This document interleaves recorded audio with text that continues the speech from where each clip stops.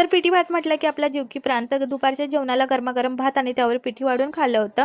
तर सकाळीच मिस्टर गेले होते भाजी मार्केटला, कारण नॉर्मल दुकानामध्ये माहिती आहे तुम्हाला भाजीचे दर किती वाढले. तर मोठ्या मार्केट गेले होते, म्हणजे ठाण्या मार्केटला. तिथून ह्या एकदमच भाज्या आणल्या होत्या. आणि हा दिवाळीपासून ज्या म्हणजे दिवाळीच्या गडबडीतून फ्रीज साफ करायचं राहून गेला होता. म्हटलं चला आज फ्रीज पण साफ करते आणि भाज्या पण नीट लावून ठेवते.